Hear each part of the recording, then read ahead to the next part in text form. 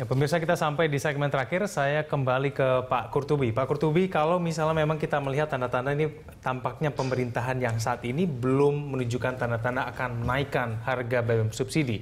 Berarti apakah ini kuncinya di pemerintahan baru nanti, Pak Qurtubi?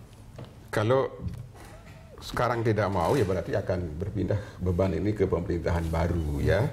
Nah, kebijakan pembatasan atau pengendalian BBM ini kan kita dengar rencananya sudah bertahun-tahun dengan berbagai macam skenario, tapi kelihatannya tidak ada yang efektif, ya, sehingga ini bukan solusi untuk memecahkan persoalan subsidi BBM kita yang membengkak, ya.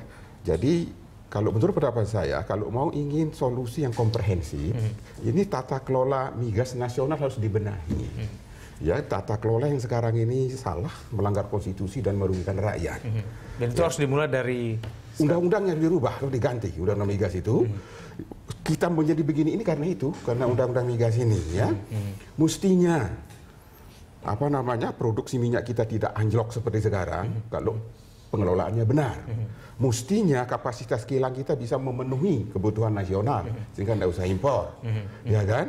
Mestinya konversi BBM ke BBG sudah jalan, ya, sehingga sekarang kita pada posisi serba sulit, tidak menaikkan harga BBM tapi membengkak sekali itu apa namanya subsidinya, menaikkan harga BBM rakyat akan menderita, ya. Nah, pemerintahan SBY saya himbau sebagai negarawan, toh yang menyebabkan industri migas ini apa namanya begini rusak, begini jelek, ya. Karena pemerintahan beliau yang menggunakan undang-undang migas selama 10 tahun berkuasa. Bayarlah itu kesalahan itu dengan sebagai negarawan, naikkan aja sekarang. Dengan menjelaskan ke rakyat secara jujur. Kita naikkan harga BBM, dananya yang dihemat ini akan dikembalikan ke rakyat dalam bentuk infrastruktur energi, khususnya infrastruktur gas. Segera bangun infrastruktur gas secara masif di seluruh Indonesia dengan dana yang kenaikan harga BBM itu. Sehingga BBM tetap ada, tidak usah dibatasi, tapi harga dinaikkan. Itu jauh lebih bagus daripada volume dibatasi. Ya, orang akan menderita meskipun ada yang non subsidi, tapi kan rakyat sudah terbiasa menggunakan BBM. Pak, ini mengingat sudah dilakukan saat ini pembatasan, apakah masih mungkin sekarang pemerintah menaikkan harga BBM? Kalau saya berharap ke pemerintahan berikutnya, ya. Pemerintah berikutnya mungkin Pak Qurtubi dan kawan-kawan ini harus memikirkan. Kalau saya malah mengusulkan bahwa ke depan skenario-nya bahwa memang harga dinaikkan menjadi 10.000 supaya disparitas harga dengan harga keekonomian itu kan antara 11.000 sampai 13.000, ya, rentangnya.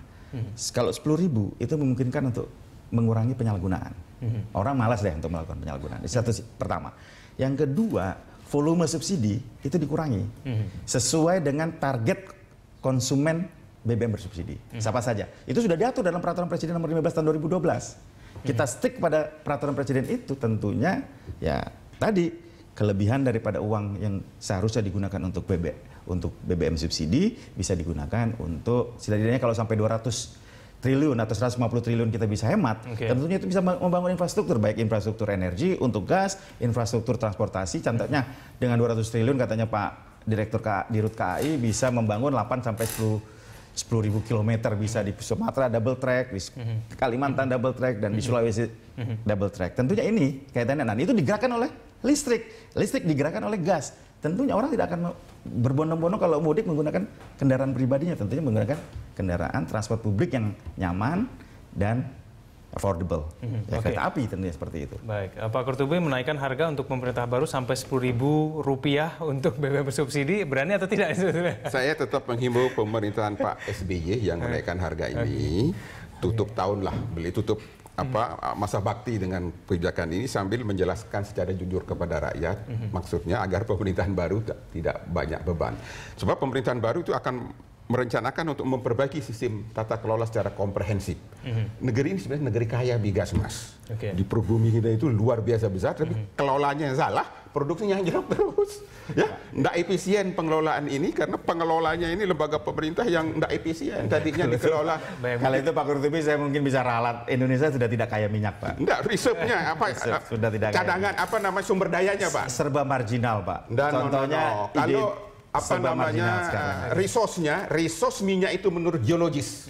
Baik di Amerika maupun di sini minimal 50 miliar, ada yang bilang 85 miliar barel. Itu geologis yang bilang, Pak. Betul, Pak. Tapi ini dikelola secara salah di mana investor itu dipajekin sebelum menemukan minyak. Larilah investor itu. Sehingga produksi minyak kita anjlok. Ini yang harus diperbaiki ke depan. Belum lagi ditambah mafia-mafia gitu ya, Mafia. Pak. Nah, saya tambahkan sedikit. Kita akan berupaya untuk mengefisienkan impor dan ekspor migas. Tidak lagi lewat pihak ketiga.